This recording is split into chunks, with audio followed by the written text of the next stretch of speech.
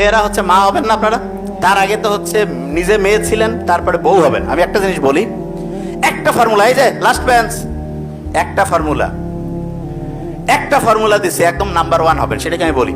আমি আমার ছোট বোনকে দিছি, এবং সে তার যে শ্বশুর বাড়িতে, তার আমার ছোট বোনের যে শ্বশুর, উনি যখন পৃথিবী থেকে বিদায় নেন, তালই উনি কিন্তু ওনার পৃথিবী থেকে যাওয়ার আগে ওনাকে সার্টিফিকেট দিয়ে গেছে যে এরকম বৌমা পাই নাই, এবং আমাকে বসায় বলছে, আমি সত্যি কথা বলছি।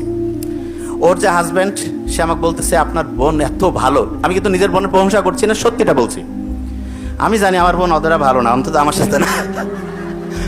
সে ভাইয়ের সাথে খোঁচর মোচর, আমি জানি, এটা আন্তরিকতা। তা ও কয় যে সারা দুনিয়ায় ভালো, ঠিক আছে, আমি এটা পছন্দ করি। আমি জানি ও সারা জীবন আমাকে ডিস্টার্ব দেয়, আমার ছোট বোন, তাই এটা আমি এনজয় করি, কোনো সমস্যা নেই। ও আমার খুব বড় ক্রিটিক্স, যে কোনো প্রশ্ন দেখে কয় ভাই তুই কথা একটু স্মার্ট করি কবি, তুই এইভাবে কোষ কাণ্ডে। আসলে আমি যখন ইমোশনাল হয়ে যাই, তখন দেখা যায় আমার রংপুরের নীলফামারী ডোমারের যে লোকাল ল্যাঙ্গুয়েজ, এটা অটোমেটিক চলে আসে এবং ন্যাচারাল। আমি যেটা সত্যি, আমি বাসা থেকে শুরু করে আমার ফ্যামিলি, আব্বা আম্মা, ভাই বোন, আমার ওয়াইফ, বাচ্চা, সবার ক্ষেত্রে, আমার অফিস স্টাফ যারা, সবাই জানে, মানে যেটা আমি বলতেছি একদম রিয়েল। মানে আমার স্পিচ থেকে শুরু করে যা কিছু সব ক্যামেরার সামনে যা ঠিক সেটাই একদম রিয়েল। এই যে লাস্ট বেঞ্চ, যে জিনিসটা বলতেছিলাম, তা আপনারা মেয়ে হিসাবে খুব অসাধারণ হবেন। একটা জিনিস খেয়াল রাখবেন, আপনি যখন বিয়ে হওয়ার পরে অবশ্যই এই জিনিসটা মাথায় রাখবেন, আপনার হাজবেন্ডের যে মা বাবা এবং ভাই বোন, তাদের সাথে সুসম্পর্ক রাখবেন। এইটা আপনার জন্য গেম চেঞ্জিং হবে।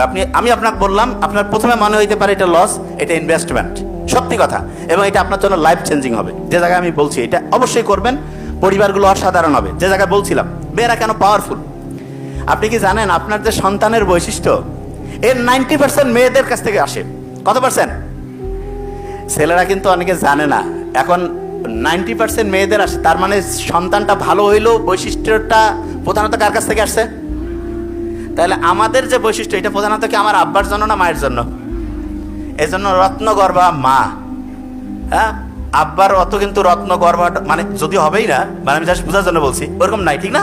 রত্নগর্ভা মা আছে কেন? কারণ আসলে সাইন্টিফিক্যালি দেখা গিয়েছে মেয়ে, একটা সন্তানের 90% হচ্ছে মা। এবং নেপোলিয়নের ওই কথা জানেন তো আপনারা, যে শিক্ষিত মা দাও শিক্ষিত জাতি দিব, কয় নাই কিন্তু শিক্ষিত আব্বা দাও শিক্ষিত জাতি দিব। তার মানে মায়ের গুরুত্ব অন্যরকম।